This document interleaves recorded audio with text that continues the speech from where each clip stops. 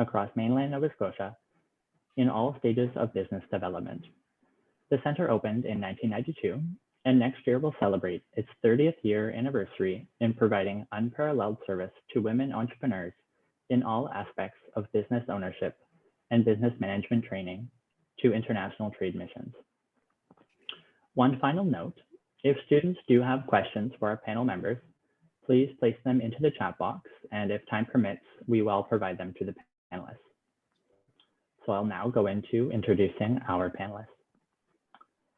So we have JT Manning, the co-founder and president of Blender Networks. Born and raised in Dartmouth, JT is proud to have set down his roots in Halifax that allow him to showcase our region on a global scale while creating world-class solutions right here at home.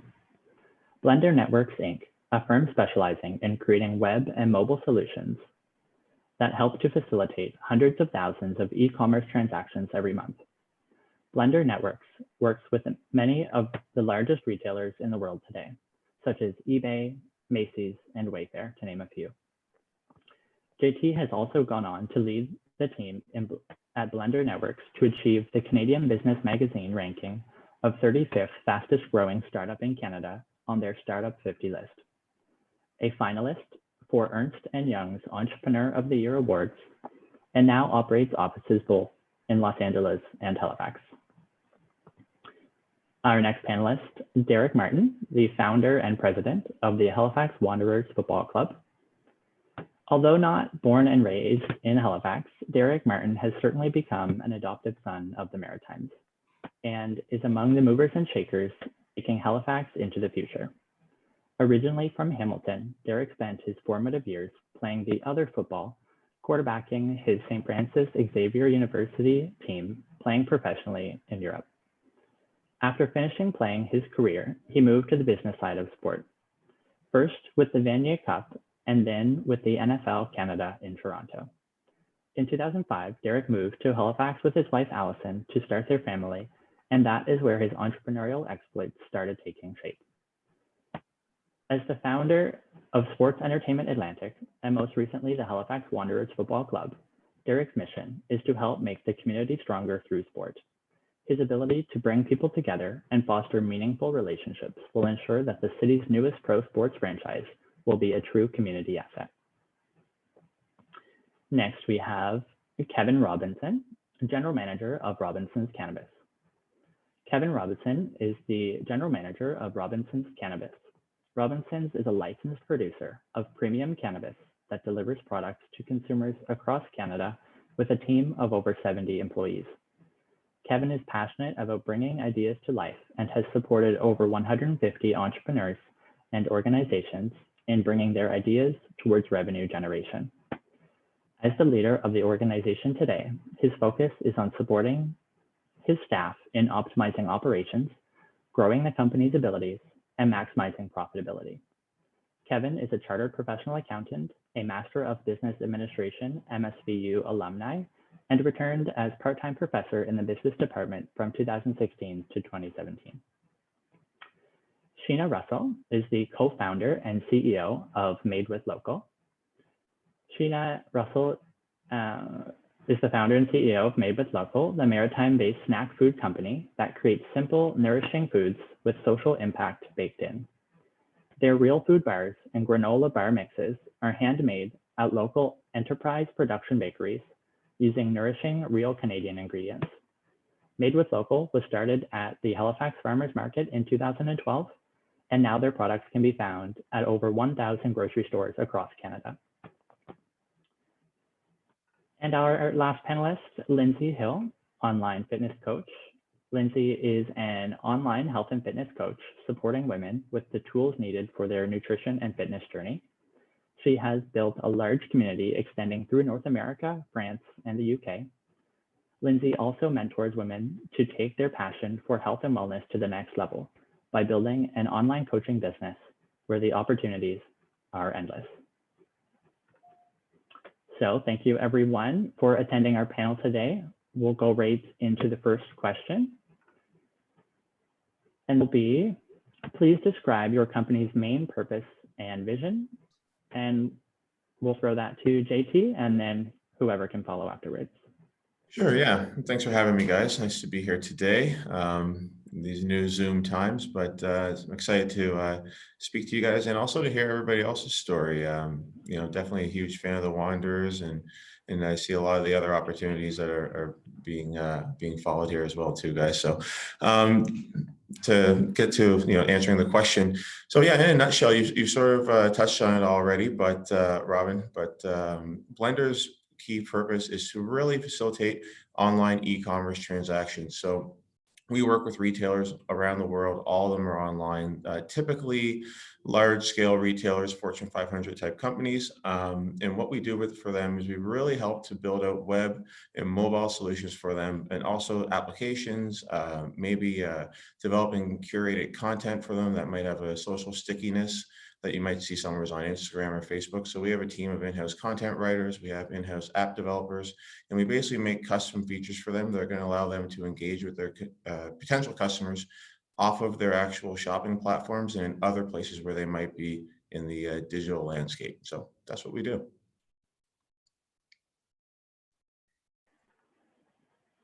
Thank you. Lindsay, do you want to go next? Sure. Can you hear me okay? Awesome. Okay, so I have been an online health and fitness coach now it'll be my 6th year.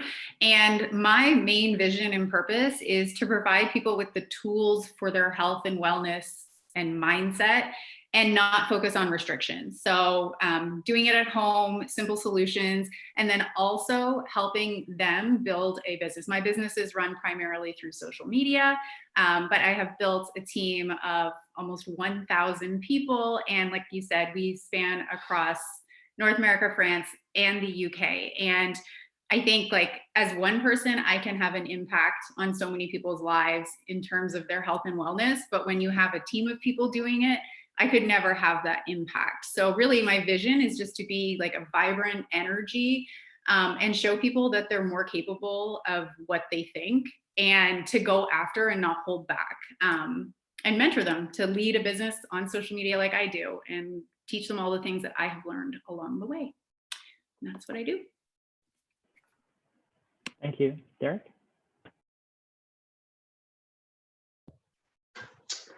Hi, yeah, thanks for having me on. Always a pleasure to have a chance to chat, and as JT said, learn about other entrepreneurs and their stories. We all have interesting stories, so it's always educational for us too, not just the students, to learn from others and see how people have made their way along. So as Robin said, our story is pretty simple in terms of what our purpose and our mission is, and it's to bring the community together through sport. And as simple as that sounds, it's important. It's an important distinction, because it's not just about trying to own a professional soccer team, or being able to watch soccer or like soccer.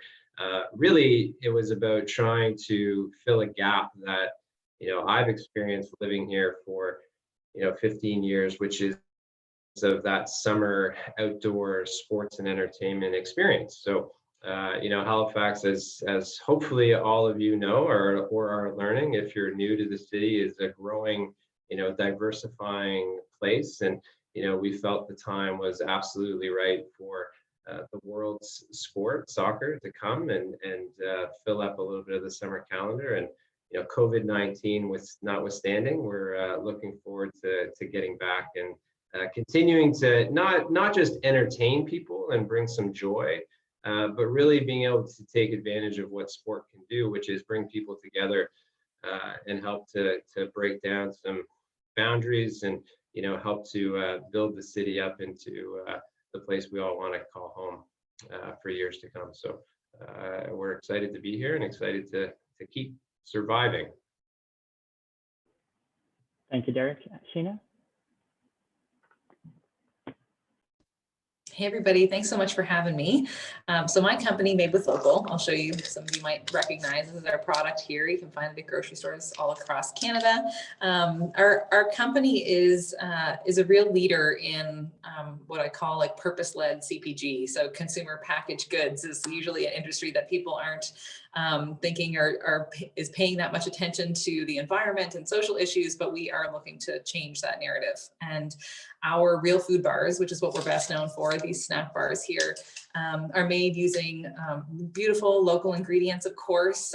That was kind of how we first got our start, was at the farmers market, making granola bars using local honey, Nova Scotia blueberries, organic oats from New Brunswick, and pulling together all these really beautiful ingredients and making really delicious snacks. And early on in the business, about 2 years in, we needed some support on manufacturing and started to partner with social enterprise bakeries to make our foods for us. So at that point, a big aha moment for me was realizing that we were onto something really special, and that we were bringing this beautiful local food to organizations and these bakeries that are giving work to folks who are experiencing barriers to the mainstream workforce, and creating like really delicious, beautiful foods. And that wasn't happening anywhere else in the world from what we could tell. So those were the early days, and our mission still is to really inspire conscious consumption, right? Thinking about where your food comes from, thinking about where, the impact that your buying decisions have, inspiring this conscious consumption through storytelling, through community connection, just like what you just mentioned there, Derek, like community is everything, through community connection and food. So that's our real mission, and the vision that we're looking to take to the next level in the next couple of years as well. Perfect, thank you. And Kevin, please. Yeah, thank you. Hello, everybody. Yeah, so Robinson's Cannabis is a premium cannabis producer here in Nova Scotia, and we're driven by our craft of cultivating exceptional cannabis for consumers to really curate experiences and moments in our lives that cannabis can bring. Our team here is comprised of agricultural professionals that are professionally trained, that really focus on all the details. So our business has kind of two sides to it. And kind of what Sheena just mentioned in terms of consumer packaged goods is definitely one side, as we sell our products across Canada to the provincial retailers. The other side of our business is production in an agricultural environment, also procurement through packaging, and also dealing with excise tax and duties. So we have all different facets to our business that really put all the pieces together in this dynamic cannabis industry. Our vision has always been is to produce the greatest cannabis for the greatest number of people possible. So that continues to be the vision even 6 years later. And the real focus is just that, in terms of producing a fine product, optimizing our business to make sure it's standardized and consistent for the customer so they know what to expect, and we over deliver every time. And also just continue to take part in the consumer packaged goods segment of our business as we grow our products across Canada, and then hopefully across North America in the future. So that's really the core of what we do, and the departments that drive all of the pieces together to make this work. As it's a very dynamic industry, the rules are constantly changing, throughout Canada and globally on the cannabis framework. So we have to stay on top of that as well. So we're consistently, being proactive the best we can to keep up with the framework, because that's where the opportunities exist for our industry. So it's, we always are looking ahead, and we're always solving the problems each day in a brand new industry with, no real standard or normal way of doing anything. Everything is, comprised and put together by the teams that we have. And I could confidently say that we have a fantastic team here, and that's one of the things I'm probably most proud of in terms of our growth in our company, is the fantastic people that we have, and the passion that they have to always go the long way, always do the hard part to make sure that our products are the best they possibly can be, and we're putting that in the forefront. But yeah, that's generally an overview to our vision and our mission and our purpose. Great, thank you everyone. It sounds like you're all working on exciting things.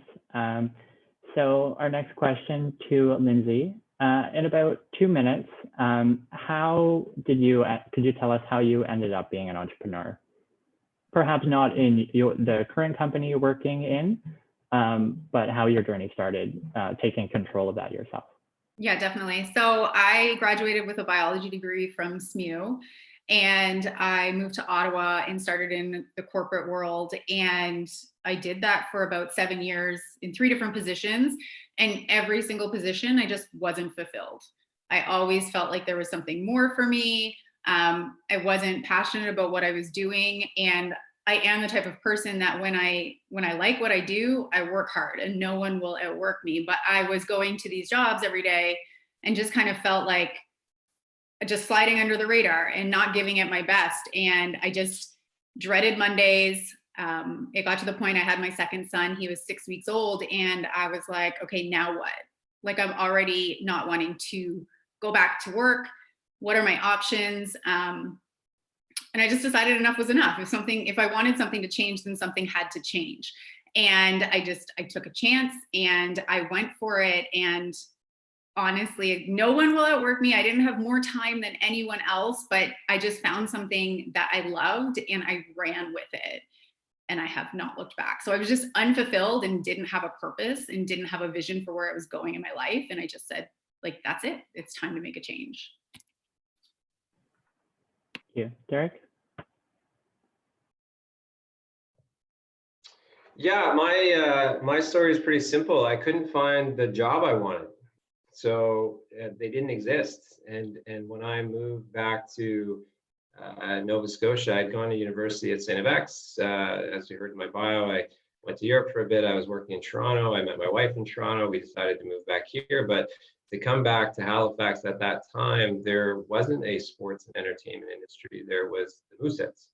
So you could work for the Mooseheads, but that was about it. So it was really out of necessity that to follow my passion, as Lindsay found hers, I had to try to create an industry and figure out, how do I even get started? And my first entrepreneurial, I guess, decision was to branch out on my own and set up as a consultant. And I was very fortunate that I was hired on by Waterfront Development to help them with the Tall Ships Festival, if anyone remembers going to those as a kid. And my job was to go sell corporate sponsors. So I started doing that, and it was really quite fortunate. I was fortunate that it was a great project to start on, because I was able to meet so many people and talk to so many different companies in the market here in Halifax, because Tall Ships was such a unique and fun event that everybody liked, that I was able to really jumpstart my career. And then that led into starting a beach volleyball event that I did on the Halifax waterfront for a few years, and some other things. So, it's just, I think a lot of people kind of fall into entrepreneurship because they can't find, what they're looking for, even if they don't know what they're looking for yet, but they just know they don't have it. And I think I'm no different, that I just wanted to do what I was passionate about. And the only way to do it was to create it myself. Perfect. Thank you. Sheena? Yeah, so my story is not that different than the ones we've heard so far. I also have a Bachelor of Science as my background. I did environmental science at Dal as my undergrad and worked in that space for a couple of years. And much like Lindsay, wasn't feeling super fulfilled in that job. But, it was a really sweet job to get in your early 20s. Everybody loves the idea of that comfort and security of a pension and benefits and all that jazz, which is the polar opposite of what you get when you're doing your own thing. But my journey into entrepreneurship was, honestly, it felt kind of like a surprise or an accident at the time, in that, I just really wanted to make yummy snacks for people. And I thought, hey, it'd be cool to bring these to the market, see if anybody buys them. Like, it was very much in the earliest days, just like a fun little side hustle experiment. And I didn't ever imagine, like, not in a million years, for a very long time, I never would have imagined that Made with Local would have gotten to where it is today. But yeah, so it kind of surprised me as much as anybody that I found myself running this business that seemed to have, the legs of its own. But for me, I've always been very driven by this purpose behind the brand, right? And I can say, for sure, that had there been any other kind of business venture that didn't have the same kind of heart that Made with Local has and the same kind of purpose that Made with Local has, like I would have given up a long time ago, because entrepreneurship is too damn hard to like do something that you're not obsessed with.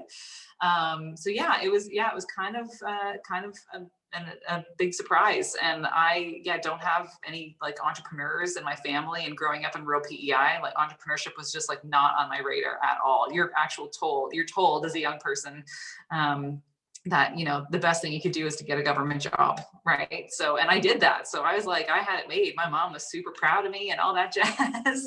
But yeah, so it was a surprise, but I was pulled into it by the love for the product and the love for the community that was being built around these products. And that was what kind of sucked me in. Great, thank you. Kevin? Yeah, thanks. I'm hearing a lot of commonalities here, which is interesting. But really, my story of entrepreneurship really started in my teens. When I was about 15 or 16, I just really looked for ways that I could make money, to be honest with you. And that's just how I kind of took it. You know, I wasn't old enough to get a job. I wanted certain things. So I just found ways to do stuff, you know. And as I got older, it just really was a way for me to do things on my own and not go the traditional route of, you know, taking a job. Although I'd led lots of jobs as a teenager, for example, and then into my early university years. But I always kind of had these ideas, and I saw little things that I thought I could take chances on to make monetary gain, and keep working at developing these business ideas and being on my own and kind of creating my own path. And I really enjoyed that part of it. So as I was, you know, a young person, you know, I think Derek mentioned it. There wasn't, you know, a few times I came home for summer after a year at the Mounts, and there's no summer job. So what do? I started a business. I employ my peers. I employ my friends. And next thing you know, I'm working on my own, and my friends are all working for me because they're in the same boat that I am. And it just kind of happened organically as I kind of put things together. People would just kind of, you know, I guess organically be part of what I was doing, and I could get help, and things would just kind of happen in that nature. Like I think some of the others mentioned on this question, I think it was Sheena mentioned, and Lindsay as well, about, you know, the mundane corporate world or government job. You know, I too searched for that security of having, you know, a pension, great benefits. Also, my parents' generation, that was the message that we were sent. You know, climb the corporate ladder, get a great pension. You know, set yourself up. And then I did that, and I really had to for my CPA designation, but I really started asking myself some questions. You know, what if you know, I'm working so hard to set myself up for what? What if I don't make it to that for what day? What if, you know, the life that I want to live is right now? And I really had this urge creatively to start to implement things that I really desire to see become reality. I really put together, you know, I couldn't stop the urge of doing things that excited me, and I really had to step away from that corporate world and start to pursue this path. A lot of people called me crazy. My parents wondered what I lost it. You know, I had a lot of people saying, "What are you doing? Like you had a great thing going. Why are you going on your own again?" And it's just like, some people just don't understand. And for me, it was, I really wanted to look in the mirror every day and wake up and say, I'm doing exactly what I want to be doing, and this is exciting, and I want to have that feeling. The big part for me too was my academic background. You know, going to the Mount for my undergrad, doing my CPA, my MBA. The thing that I really was hunting for was ways to reduce risk, because I wanted that security that I had in, you know, working for somebody else, but I wanted the freedom of working on my own and the creative outlet of working on my own. But I had to find out, use, you know, good tools, or obtain good tools to reduce risk and understand opportunity, and understand ways to maximize my business, and understand ways to know if I'm making money or losing money, for example. So that really fueled my desire to reduce risk, to really get a better understanding. And what I tell a lot of people is, you know, if you tell them you're an entrepreneur, you're starting a business, some people will associate that with risk, and same with a lot of other things. But I think the key is to calculate a risk. You know, understand the risks you're taking, understanding your exposure to loss, understanding your exposure to other damages. That's a big factor. That's really how kind of my story came to today is, you know, I kind of had this, you know, shoot from the hip gunslinging attitude as an entrepreneur when I was younger. I added some academic pieces to it to increase my knowledge and my competencies, and now I can do it in a controlled manner. That's kind of really how the piece of the puzzle came together for me. You know, it has its ups and its downs. The lows are really low, and the highs can be really high. But you know, at any time too, it all can change when you're kind of at the top, and things you're responsible for a lot of people and a lot of you know, a lot of investors, and a big responsibility for yourself and your family. But I love it, and I think it's a path that's very fulfilling. Great, thank you, Kevin. And JT?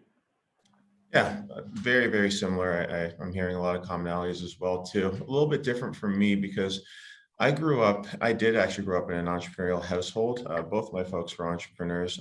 So from day one, I saw that lifestyle, and obviously we had a good middle class upbringing. So I could see that you're able to make a life and live that way. So from day one, you know, I really definitely wanted to be my own boss. I didn't really want to, you know, climb the corporate ladder. I wanted to be my own boss. I just didn't know what I wanted to do. As I got older, you know, I actually started to chase the athletic dream. There was a time period where, you know, I thought I was going to become a professional football player. I played ball at SMU, but I was scouted by universities all across North America. I ended up, still a long story long, but I ended up actually, you know, following a girl to Montreal, finishing my degree there.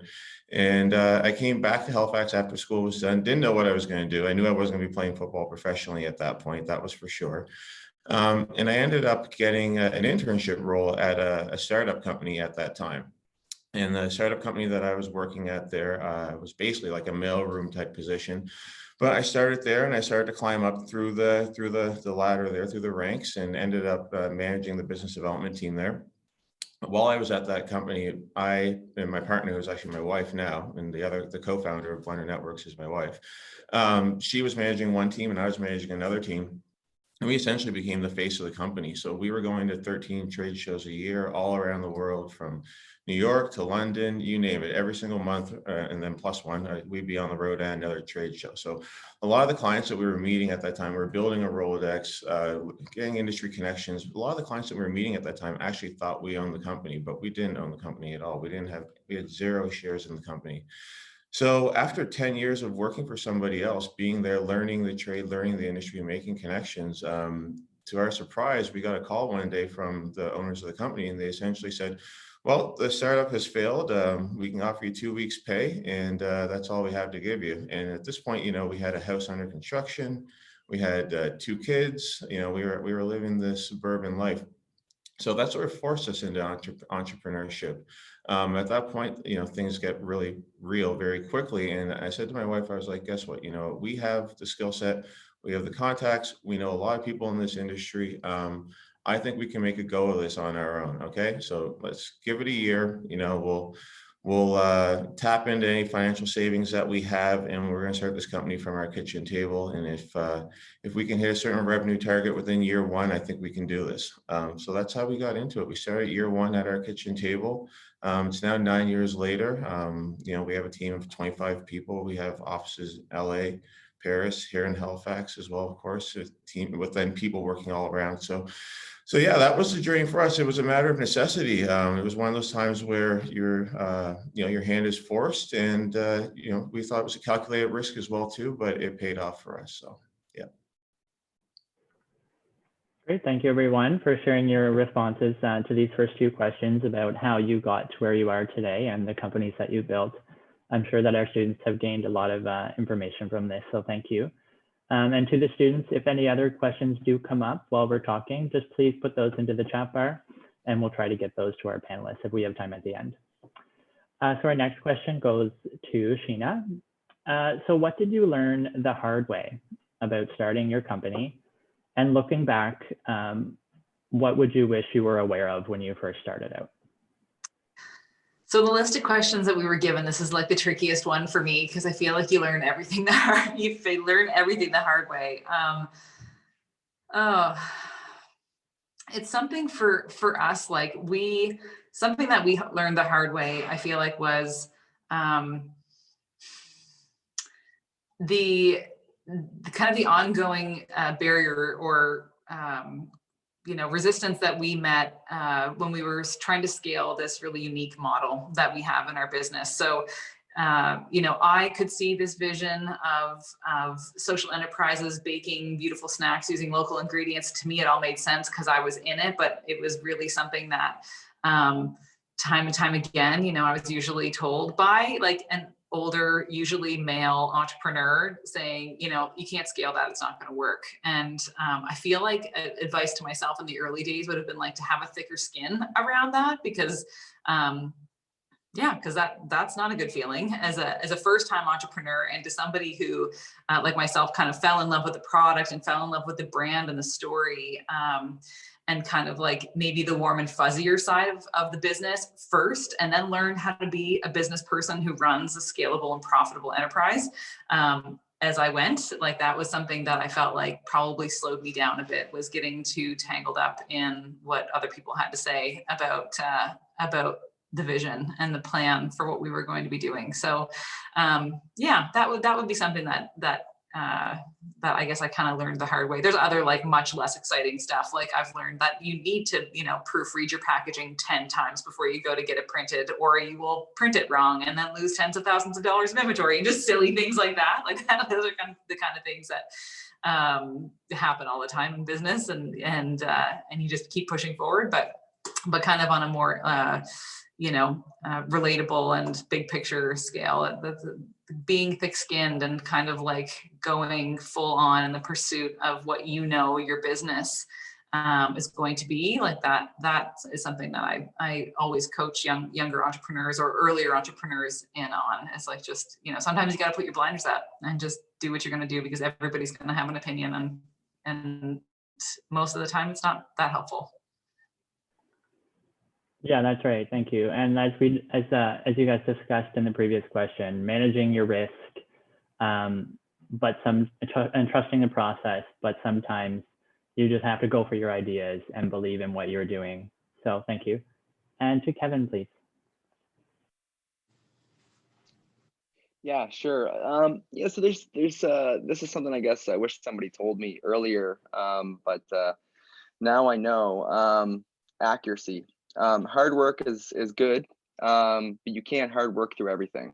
Being accurate is really the difference maker between successful businesses and businesses that aren't successful or fail.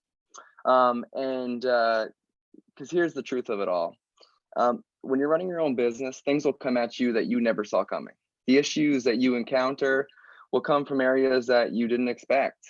I think Sheena just mentioned one of them. You print a label that's incorrectly, and you've got tens of thousands of dollars tied up in an incorrect label or package. I mean, you can't get that money back, and that capital is gone. You can't hard work through that. That accuracy is just so key. And I think the biggest thing, which I always push on my team here and on myself, is everything that's in your control, make sure it's accurate. Because there's going to be things that come at you that are outside of your control that you need bandwidth to address and to respond to and correct. So hard work is fantastic. Accuracy is the utmost. So I think the biggest thing is, everyone, I see a lot of entrepreneurship, it's about the hustle, just grind it out, just work hard. And it's just like, I agree with all of that, but without a tone for accuracy, you really are putting yourselves, in a risky position. And like I said, the mistakes and things that will happen are things that you can't read in a textbook and probably aren't part of your risk profile in your business plan. So the things that you can control, make sure you're accurate. That'll leave some bandwidth to respond and react to the stuff that you don't see coming. I think the other big thing, and this is something that I talk to a lot of entrepreneurs about starting their business, is, don't chase the money. Really chase the customers and developing the solution you're offering. Because if you make exceptions for different things because you want the money, or you feel excited about someone who's finally interested in you, but they want something different, you're really setting yourself up for, referrals to the wrong customers, referrals to people that can't afford your services or business. Also, you're distracting yourself by not building up a database or a customer base of your core offering. So a lot of people will be like, doing a business idea, and they say, well, someone's going to pay me to like do something totally separate. It's hard to say no. And trust me, I've been there from someone who's, maybe really bootstrapping it, doesn't have a lot of resources, is starting entrepreneur, you really don't have a lot of money, and it's hard to say no to money. But the biggest thing is you need to remain disciplined, because if you start trying to chase money and go from left to right, you totally get off your path. And also you create examples for yourself that aren't replicable for your business in the future, because that's ultimately the goal, is developing a product or a service, having an exact customer that can afford them, that sees value in them, that benefits from them. And if you start offering different things to different people, you really don't get the traction you need to build something sustainable. So I say to a lot of people is, don't chase the money, just focus on, maintaining your mission, executing on your vision. And if something like that does come up that's way outside of those guardrails, you need to have the discipline to say no. And it's a tough decision to make, but it's what's best for the future. So those are the two big ones for me is, make sure that you're accurate and really stick to your offering and your guns and your process. I think those are key. They're hard to do in the short term, but they're what's best for the long term. Great, thank you for that advice. And to JT. Yeah, mine would be a little different from my perspective. One of the things that I wish I had known at our inception really would have been to get a good professional team behind you as quickly as possible. And when I say professional team, I mean accounting team, legal team. It doesn't necessarily, I mean, even as a new entrepreneur, I know that sounds expensive, but having somebody who can really assist you in, making sure your corporate structure is correct, making sure that anything from the, from the financial side of the coin with respect to, leveraging all the many different grants and assets that are out there that you could be taking advantage of. These are people that you may know in social circles that you could bounce ideas off of. It might not cost you anything more than a cup of coffee to have somebody really sit down and look over, your structure and things of that nature. So from somebody who has cost, tens of thousands of dollars in restructuring our company, especially if you want to operate internationally, across borders, from a tax perspective, things like that, those aren't things, you can't be equipped to know everything. So, and there's ways out there that you can get access to this information inexpensively, whether it's your incubators out there like Volta, places like that will set you up with somebody, or whether it is just, reaching out to somebody on LinkedIn and saying, hey, can I pick your brain over a cup of coffee? You'd be surprised what people will share with you, inexpensively. So that would be one thing I would highly recommend. If you're really going to do it, and if you want to do it at scale, make sure you have a good professional team behind you. Great, thank you. And just another reminder, on the 4th floor of McCain, we do have the Center for Women in Business. That is a great resource as well. Lindsay? Yeah, so mine is really similar to Sheena, and just that, like, I always say other people's opinions are none of my business. And just like, if you're passionate about it and you have a vision and you believe in it, then I say go for it. And the other thing too, that I really had to learn when I started to grow, so I started it, but then how do you scale it? How do you lead? And for me, it was learning that not everyone that's coming into my business is going to have the same drive as me or be motivated by the same things as me. So I really had to learn how to lead people and how to understand like what makes people tick and what inspires people. So for me, it was really leaning into like leadership development so I could scale and I could help other people see success. And I guess like one of my tips would be, like I always say, go where you're envious, find a mentor, find somebody that is doing what you want to do and learn from them, and surround yourself with people that are doing what you want to do, where you want to go, and just soak it all in and find a mentor to help guide you. Thank you, Derek. Yeah, that's great, Lindsay. It's funny that you went before me, because I agree with you 100%. But I think just some advice would be, it is really important to pick the right mentors. For those of you that have heard the saying, you are the average of the 5 people you hang around with.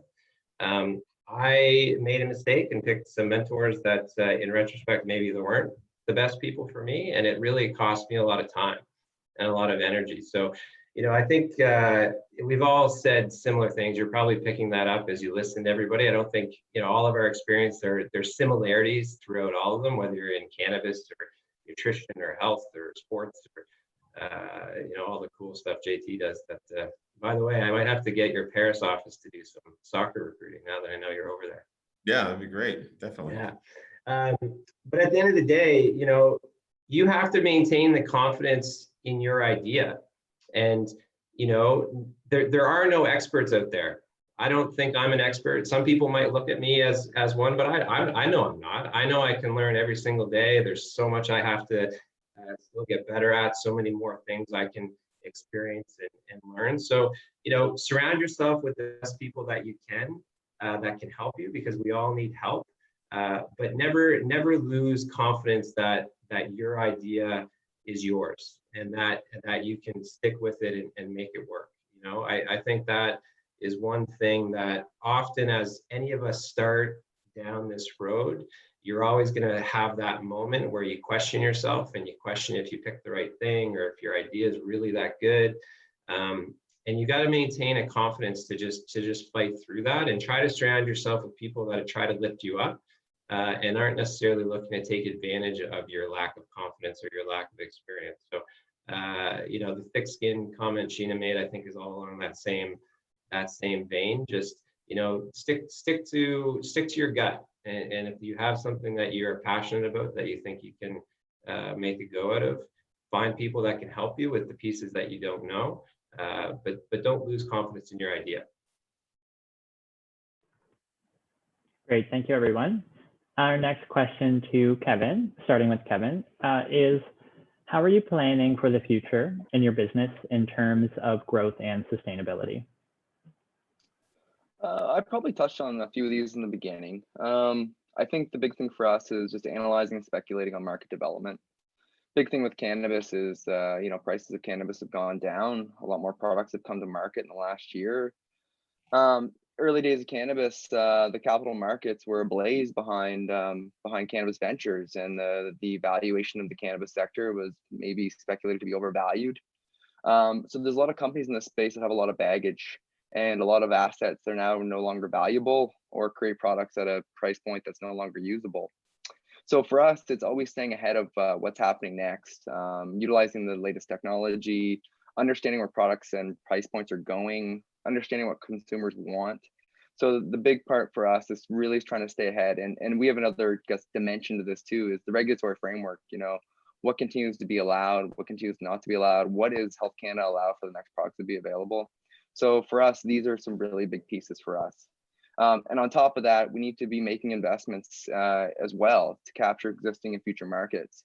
When you're buying pieces of equipment that range anywhere from $500,000 to $3 million, you just don't order one and they just land at your door. It's a really wild concept, because you make a big investment like this, you're 12 months away before it's at your door, and you're 2 months away before you can put it into production. And as I mentioned, in 14 months, a massive amount of stuff can happen in this industry where things still make sense. So it's a very, it's a very challenging line to walk. So for us, it's about kind of having eyes in the future as best that we can, and trying to stay ahead of what's next.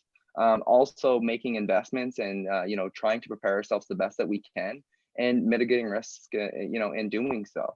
So, and on top of that, in tandem for us, as the cannabis industry continues to get, more pressure from price as well, we also pay excise taxes. We pay a percentage fee to the regulatory bodies, and costs are always rising. I mean, we all wear PPE in the facility, and COVID hasn't helped that. So for us, it's continuing to stay on top of ways to reduce our operating costs, improve products, utilize technology, streamline our processes, and increase productivity. So, we're constantly fighting against trying to get our quality and our products to be better, yet spend less at doing it, and doing it more efficiently. So that's, constantly what we need to be working on. And of course, all of that is to go with, building a brand that resonates with consumers, and just continue to differentiate. I mean, I think this goes for everybody on this panel here, is that we need to find ways to differentiate. I mean, global borders are knocked down in terms of business. So anybody on this call, or any of the attendees today at the panel, can buy services or products from anywhere in the world. You know, there's nothing that's holding any one of us back from buying local or buying globally. So we need to differentiate not just in the local market, but on a global platform. So, you know, how do we do that? Cannabis specifically is tough with advertising restrictions, packaging restrictions, restrictions on product sizing, dimensions, that sort of thing. So we're all pretty much trying to fill the same box and differentiate somehow, right? So for us, it's about all of those factors to make sure that we're continuing to build the brand, we're continuing to build a business that is profitable, and we continue to push the envelope on the things that we can create and you know, bring value to the customers. Great, thank you. JT. Yeah, so for us, over the 9 years we've been around, it's been continuous pivoting. For example, when we first started, our original large-scale retailers were actual Yellow Page companies out of the US. So we used to work with them to essentially help them drive online consumers, phone calls, things of that nature to their Yellow Page customers. I'm sure most of the students watching this don't have a Yellow Page at their home today. I know I don't have one at my house. When it arrives, I put it straight in the green bin. That's the end of the Yellow Pages. So, I mean, pretty quickly when we saw that trend coming down the line, that's what made us pivot towards large scale e-commerce retailers. And the reason why we went after large scale e-commerce retailers was because, you know, rather than trying to onboard, you know, thousands and thousands of small to medium sized retailers, we knew that if we could catch a few whales, that we would be able, you know, we would probably be ahead of the game. And that's really been the strategy that we've used over the, you know, the bulk of our time. That's what's allowed us to grow as quickly as we have, is onboarding essentially whales, hunting for whales. But in 2021, you know, we're changing our focus a little bit to actually look to partner to provide services more to small and medium-sized retailers. So that's through partnering with companies like Shopify, companies like that really work with retailers. That's their sweet spot, is retailers in that kind of area. So, you know, what we want to be doing over the upcoming years is to offer these retailers with additional services that they can take advantage of to expand their product offerings on site, to drive more consumers to their sites. You know, just to sort of put it in general context of what we do, for example, you know, if somebody were to go to, if you had an online shoe store that was built on Shopify's platform, and somebody went there and they searched for a pair of Yeezys, for example, and you don't have Yeezys in stock, well, you're not going to be selling any Yeezys to that person because you can't match on that product listing. So what we're doing now and going into 2021 is we're going to be offering other retailers like through Shopify, WooCommerce, different platforms like that. If a consumer comes to your site and they run a search for a product that you don't have in stock, we provide that product to you because we probably have relationships now, because we work with, you know, the Foot Lockers, the Macy's, the Nordstroms, all those people of the world. And they, believe it or not, they actually want to get their products additional exposure off their actual shopping site, because to them, at the end of the day, a sale is a sale. So, you know, they're more than happy to provide those Yeezys to your shoe store if it means that they're going to get a piece of the revenue. So that's a pivot that we're making, like I said, moving a little bit away from just the large scale retailers. In this, you know, COVID world that we live in, there's more and more consumerism taking place online. That trend's only going to continue. Boutique retailers is really an area that we really want to begin to service. So that would be what I would consider to be our pivot. It's a little bit of a blue water, you know, focus that we're going on. In addition to that, also continuing to grow internationally, because the US is obviously a very congested market. Europe, there's some great markets over there that are a little bit less developed than the US is right now. So that's why we are, you know, broadening our European footprint. Great, and as you mentioned, the capturing those large companies is really important to allow you to financially be sustainable to go through your other ventures as well. Thank you. To Lindsay, please. Your growth and sustainability. So I think at the beginning of every year, I do a gut check and I kind of sit back and look at the full picture. And my thing that I go on is, if I'm not growing, I'm not going to grow. What can I do to grow this year? So I always do a gut check on our systems. Are they efficient? Are they duplicatable? What are my weaknesses right now in my business? What are my strengths? And what can I outsource? So like the income producing activities that I need to do, the ones that aren't income producing activities, can I outsource them? This year I've hired a business coach because it's time to scale my business again. So to get to the next level, I have to do something different. And my business is all on social media. So that's an ever-changing landscape, and it's an endless opportunity to reach people everywhere in the world. So just staying up with that, staying up with ads, always being one step ahead, like somebody said before. If I'm getting comfortable, then I know I need to do something to change that. Because when I'm comfortable, that's not when we grow. That's not when we scale.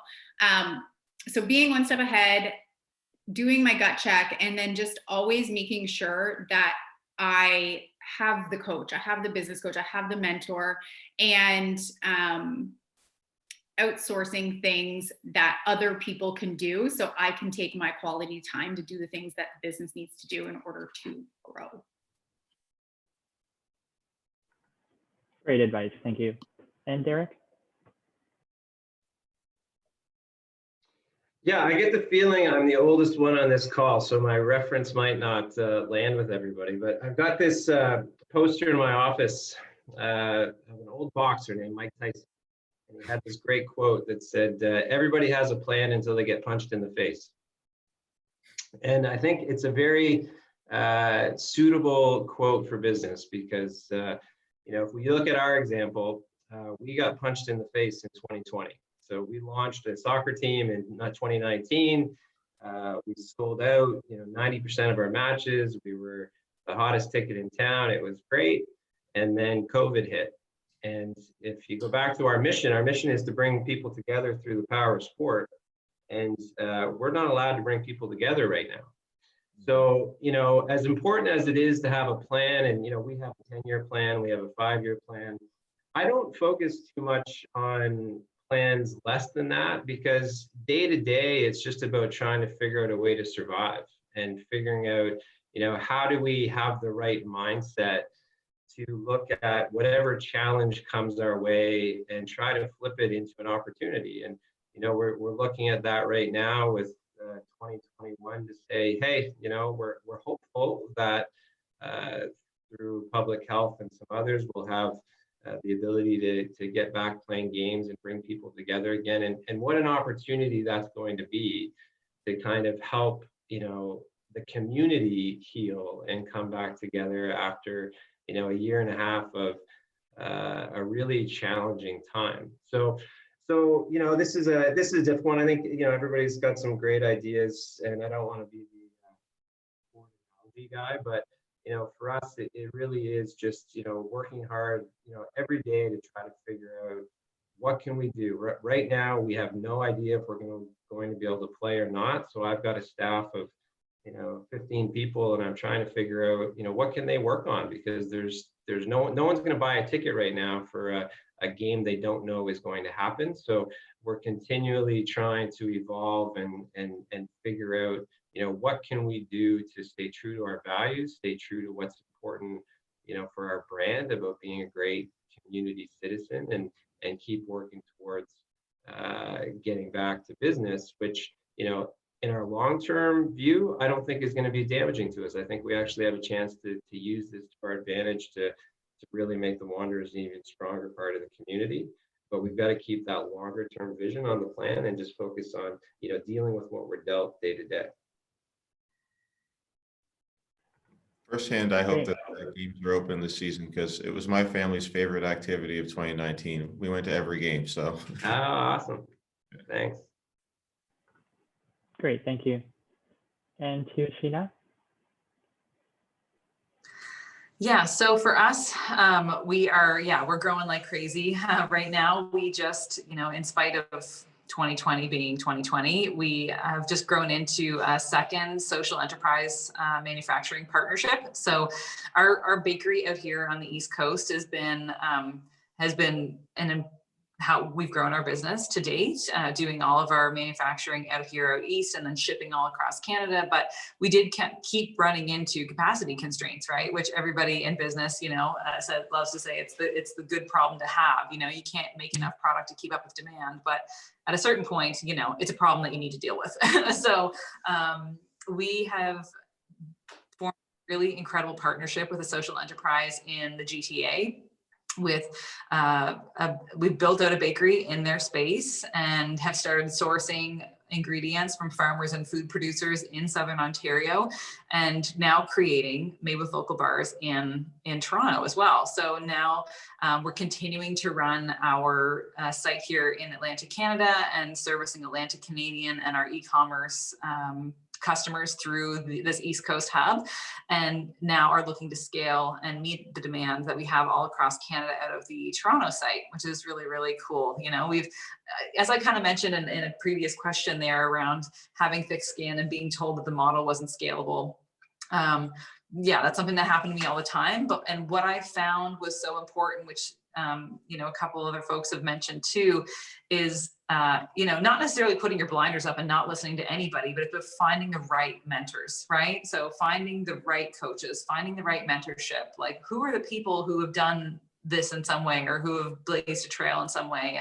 And those, I'm very lucky to have incredible advisors in our business who have done incredible things in the past and probably met a lot of that same resistance in their careers and are now being generous with their time with us. So having a strong advisory board, having this new production capacity to be able to meet demand, like those are some of the biggest like potential unlockers that I would say happened for us in 2020 and are really putting us in an excellent position to take Made with Local to the next level in 2021 and beyond.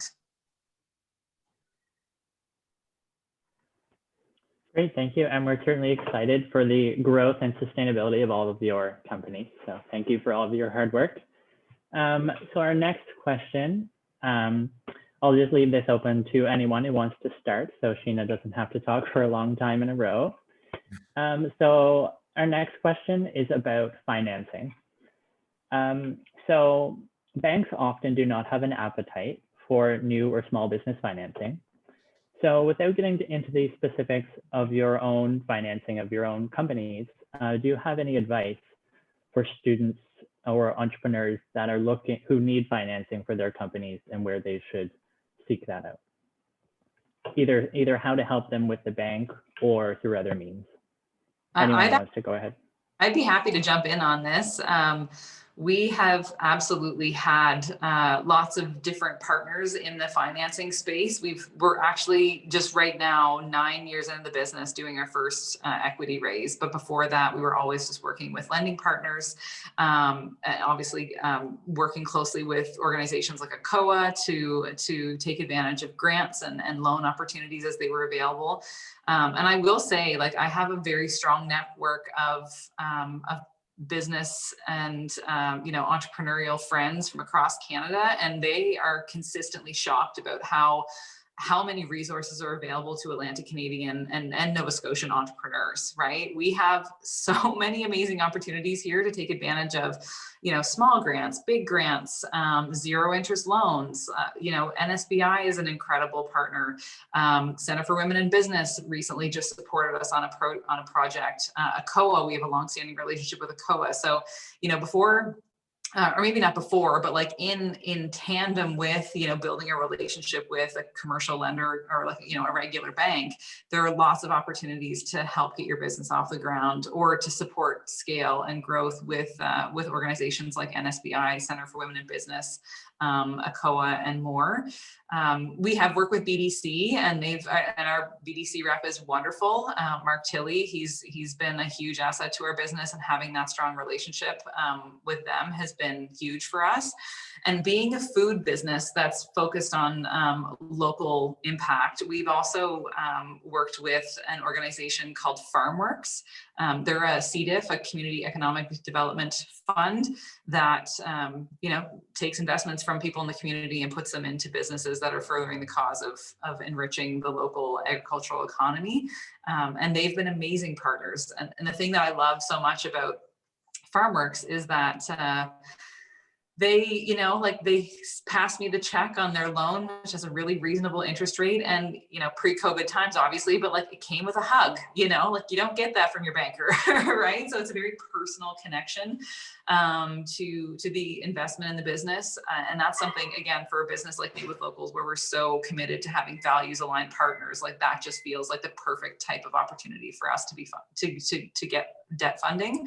And for the regular banks, I mean, yeah, I think the best thing that you can do in trying to get that kind of early capital, if it comes from a commercial lender, is just to get yourself a really, really great rep and build a personal relationship with them, because I think that can go a really long way.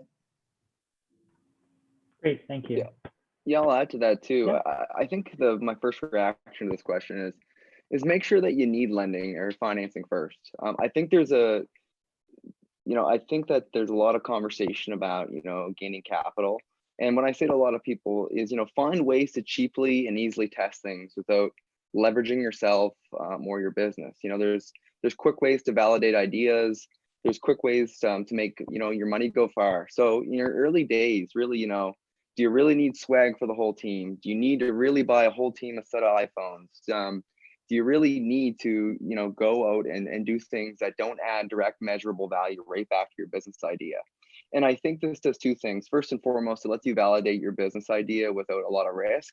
And secondly, when you go to look for that capital, you've already proven that you can make a small amount of capital work, and you're looking out for what's best in the business, not what looks best on Instagram or to tell people about, or what you think is what the business needs. And I guess to Sheena's point is there's a ton of resources out there. I mean, most entrepreneurs that I've worked with, their stops end at, C to COA, CBDC, Women's Center Business. Farmworks is another great one if you fit into that bill. And look for those agencies, because they provide, a lot of times, really great interest rates the banks will ever offer, better covenants than the banks will ever offer as well. Much more lenient in terms of payment terms. COVID, for example, was a lot of relief from these organizations versus some of the banks. And I think that you can foster a better relationship and have something that works better for your day-to-day of your business. But I think number one is, take a chance before you make this leap to really validate your business the best you can, and use as little dollars as you can to really see how far you can take it. It'll, give you a lot of credibility when you do go to lenders. It'll give you a lot of confidence too, to know that, hey, I think this can work. If I can do this with this much capital or little to none, if I do inject capital, I'm confident that I can translate the learnings I have and, exploit them and turn this into a business opportunity. So I think that's a good opportunity. The other thing too is, if you're looking at equity, find a partner that brings something to the table that just isn't money.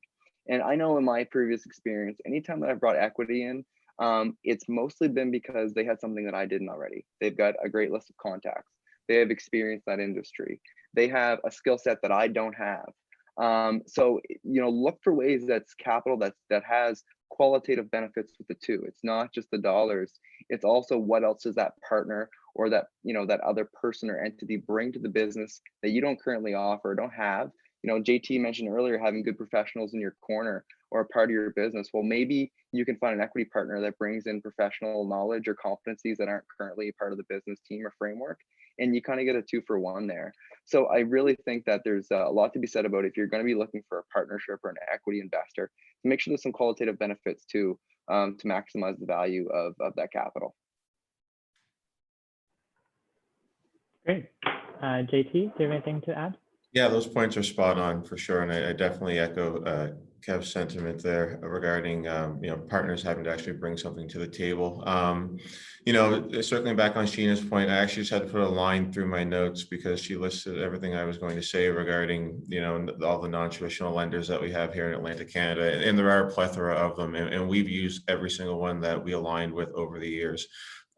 So definitely do that. But one that I would touch base on as well too, would definitely be, and it depends on what vertical you're in, of course, but if you're going to be in the digital space, or if you're going to be producing a tangible product, so whether it's a bicycle or whether you're going to be creating an app, things of that nature, definitely look at crowdfunding as well too.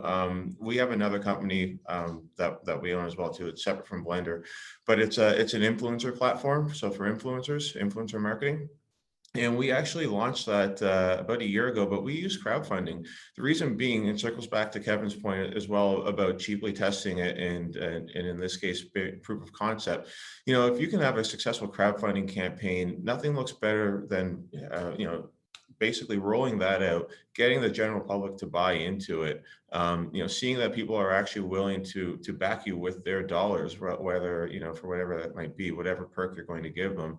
In addition to that, it also works great from a marketing perspective as well too. When you do sit down with, you know, more traditional lenders, because we ended up doing a capital raise for that after our crowdfunding you know, adventure completed. You know, it's really nice when you sit down, you look in front of them, you can say, look, you know, X number of thousands of people backed this venture. We made this much in crowdfunding. So, you know, it definitely does look a bit proven when you're able to do that. So I would definitely recommend to look at different crowdfunding platforms out there like Kickstarter or Indiegogo, other ones like that. So it doubles as not just a fundraising platform, but also it's a sense of marketing platform as well too for you. Thank you. Lindsay? So my business is probably completely different from everyone, but I basically, when I started, I partnered with a company to give me the tools that I needed to provide to people. And I mean, I can relate to, so I didn't really have a lot of overhead costs when I started this, but I can relate to what Kevin was saying, just like when he was saying, like the AirPods and the things that he thinks people want. When you find people for your team that have the vision and see the value that you provide, you don't need those little things that you think you might need, because they're going to show up every day because you are showing them that vision that you want to pursue. So I think that's really, really important, is just always being open and vocal about your mission and your vision. But I can't really speak to the banking and financing, but what everyone else said sounded great. Good. Thank you. I think And Derek, the key here too, go sorry, I was just going to say, I think everyone's saying it is, you know, get creative. You know, there's crowdfunding, there's ways to try things quickly. There's these organizations within the, you know, the Atlantic provinces that we're very fortunate to have. It's just, you know, this is something that there's no recipe that fits everybody. It's just get creative, find something that works for you, and just get out there, talk to people, form good relationships. Put your money where you think the business is leveraged the most. And I think that's all that there is to it. And you can't go wrong with that recipe, I don't think. Thank you. And Derek, did you have anything to add to that question? Yeah, I don't think I do need to add anything. I think everybody's been bang on. Everybody made great comments. I guess just to highlight, you know, one do and one don't. You know, I think someone said it, but don't get into this for vanity. You know, if you think you want to become an entrepreneur because you want to be in a magazine and you want to be driving a fancy car, that's not the reason. It's going to take years of, as Kevin said, you know, bootstrapping this and going without and putting everything you can because you have a passion for it. And Lindsay, that's a great point. You know, it's the same with all the people we have working with us. They're here because they want to be here. They don't care about little extras and little things. They love what they do every day. And I think that's so important, is to get into entrepreneurship in your own business for the right reasons. So that would be the don't, like don't chase something. And the do, like again, it was brought up already, but credibility is your number one resource here. And you know, banks hate risk. So the more you can do to make yourself credible and to show that you've run a business for a couple of years without, you know, having to take big amounts of equity loans or what have you, or that you've been able to turn a small profit, that is what enables you to grow and grow and grow. So, you know, build up your credibility and don't chase, you know, a magazine cover would be the two little pieces I'd add to that. Great. Thank you for all the advice, everyone. That was great. So we have one more question.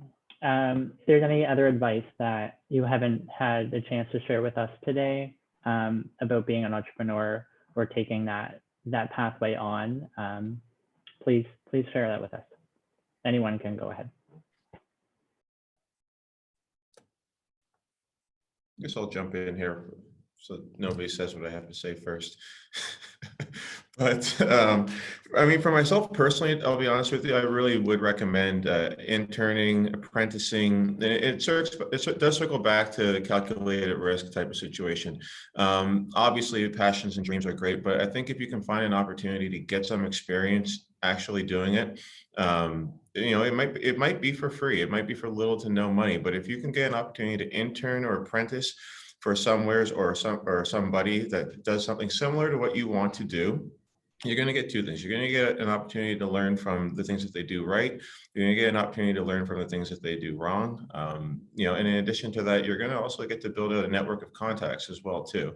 So that's what I would say. One of the first things I think everybody, you know, they come out, they're ready to go. Like, I want to be an entrepreneur, and I'm going to, you know, put everything on the table right now. But it is a process that takes years, really. It does. You know, that overnight success probably took 10, 15 years of work that you didn't see go into it before they became that overnight success. So if at all possible, very, very rarely will anybody not take, you know, inexpensive help, labor, is for lack of a better word. So I would definitely look to intern if you can. Yeah, I mean, I'll add to that really quickly. I mean, I'm speaking to a group of I guess, students here and other panel members that have invested in their education. The funny thing is, I find about entrepreneurship is people all of a sudden, you know, take away the value of learning. And I guess I'll phrase that a little bit differently, but a lot of the time, and even years, I mean, between Robinson's, some of the consulting I did, I would just deploy business ideas several times throughout the year. And these could be simple things like landscaping businesses. I had a vending machine business at one point. And you know what, when I did them, I told myself that if this business fails, you know, let's just say I've got $2,000 into it, I'm making this up. I put $2,000 into it and it fails and I get $0 out of it. I'm leaving with a ton of lessons and a ton of learnings. And it's funny how people are afraid to put $2,000 into something like this and might lose it all. But you know, there's a ton of lessons behind it. But we'll spend $2,000 on a university course, which is very much worth it. So I feel like that when we're not in an academic, you know, mindset or purpose, people lose sight of how much you can learn and losing the value of that. Because you know, I talk to a lot of people that say like, yeah, I tried this and I failed. And I say, you know, describe to me how did you fail? They're like, well, you know, I lost my initial investment. Okay, what did you learn in that process? Well, location is key. Having a good accountant would have been a huge factor. You know, having a solid supplier for the product I was trying to sell would have made a big difference because I would have been able to deliver the products instead of, you know, not fulfilling my promise and having to give all the customers their money back. Like, boom, boom, boom. Those are all things that you can only learn if you really endure it and be part of it. So, you know, don't lose sight of and be willing to take risks. I mean, everyone's got a different appetite for risk, and you hear that I talk a lot about it, but you know, don't lose sight of the valuable information you will obtain from trying things. And you know, this is just something that I've been doing for a while now in terms of I try to do things with the expectation that, you know, I might lose it. And if I do, there's a good lesson behind this and I'm comfortable with that. And I think that that's a big piece is, you know, really just, you know, going at things and being open-minded and saying like, what am I going to learn here? Because I can tell you right now, the success I'm having in my business today was from lessons I learned from businesses that failed 4 years ago, right? So the stuff that you're learning today, this year, what business venture you're working on now, it might not translate to the exact business you're working on today. You might actually 3 years later be working on a different opportunity, different business idea, and be like, I've done this before. I've encountered this. I know how to be proactive. I've seen this happen. The lessons you're learning today, just because that business or that entity maybe doesn't, you know, succeed or follow through or continue, don't lose sight of what you just learned, because now that's something you can apply to the next venture, you know, your next job, and whatever the next thing may be. So, you know, I think that's a very valuable piece that people lose sight of. And it's just like, there's a lot of good knowledge that you're gaining that that deserves a value. And, you know, don't lose sight of that. I think that's very important.